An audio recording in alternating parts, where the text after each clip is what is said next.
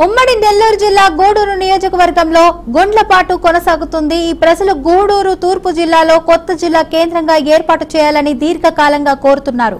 గతంలో చంద్రబాబు నాయుడు లోకేష్ హామీ ఇచ్చిన ఆ భూమికను నెరవేర్చాలని ప్రజలు విస్మయంతో డిమాండ్ చేస్తున్నారు. ఈ నేపథ్యంలో గూడూరు పట్టణంలో జేఏసీ కమిటీ ఏర్పాటు చేయబడింది. ఈ రోజు మొదటి రోజు కార్యక్రమంలో ప్రభుత్వ ప్రైవేట్ స్కూల్ ఉపాధ్యాయులు, మహిళలు, స్థానిక ప్రజలు టవర్ క్లాక్ సెంటర్ నుండి ర్యాలీ నిర్వహించారు. వర్షం కురుస్తున్నప్పటికీ పెద్ద సంఖ్యలో ప్రజలు తరలివచ్చి తిరుపతి వద్దు, నెల్లూరు మొద్దు అని నినాదాలు చేయడంతో పట్టణం మారుమోగుతుంది.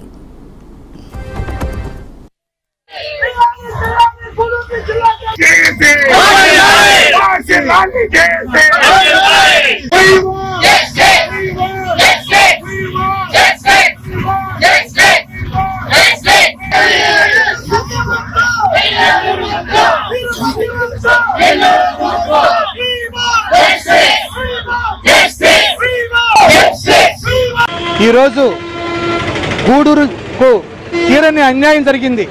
ఈ అన్యాయాన్ని సరిదిద్దాలని, మాకు న్యాయం చేయాలని ఈ రోజు ఈ తుఫాను సైతం లెక్క చేయకుండా మొక్కవోని దీక్ష పూని ఈ రోజు గూడూరు ప్రజలందరూ, వారితో పాటు ప్రభుత్వ ప్రైవేట్ టీచర్లు, అలాగే ప్రైవేట్ స్కూల్స్ ఆర్గనైజేషన్, వివిధ సంఘాలు, వ్యాపార సంస్థలు అందరూ కూడా ఈ రోజు ఈ యొక్క శాంతియుత ర్యాలీలో పాల్గొన్నారు.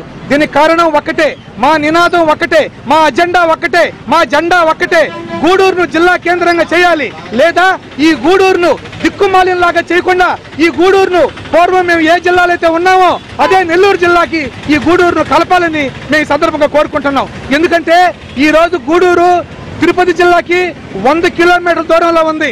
ప్రతి ఒక్క ఆఫీసు నుంచి, ప్రతి ఒక్క డిపార్ట్మెంట్ నుంచి చిన్న ఫైల్ ఎత్తుకొని పోయి రావాలన్నా 1000 ప్రయాసాలు కోర్చి ఒక రోజంతా గడిపే పరిస్థితి ఏర్పడుతుంది. మాకు ఉపాధ్యాయులు కూడా పిఎఫ్లు కానీ, ఏపీజీలు కానీ, ఇంకా డిఓ ఆఫీస్కి పోవాలన్నా, కలెక్టర్ ఆఫీస్కి పోవాలన్నా ఎంతో బాధ. అదేవిధంగా ఈ రోజు గూడూరు ప్రజలు ఒక చిన్న మెడికల్ సర్టిఫికేట్ తీసుకోవాలన్నా కోతవేటు దూరంలో ఉండే నెల్లూరును కాదని ఎక్కడో 100 కిలోమీటర్ల దూరంలో ఉండే తిరుపతికి వెళ్లి అగచాటు పడి రోజంతా కష్టపడి అక్కడ అధికారులకు విన్నవించుకునే పరిస్థితి ఏర్పడింది. ఇది మేము కోరుకునేది ఏంటంటే గూడూరును పూర్వం ఏ విధంగా ఉండిందో నెల్లూరు జిల్లాలో కలపాలని కోరుకుంటున్నాం. అలాగే పరిపాలన సౌలభ్యం కోసం, అందరూ కూడా సులభంగా ఉండడం కోసం ప్రజలు, అధికారులకు వాళ్ళ యొక్క సమస్యలు విన్నవించుకోవడానికి దయచేసి గూడూరును నెల్లూరు జిల్లా కలపాలని కోరుకుంటున్నాం.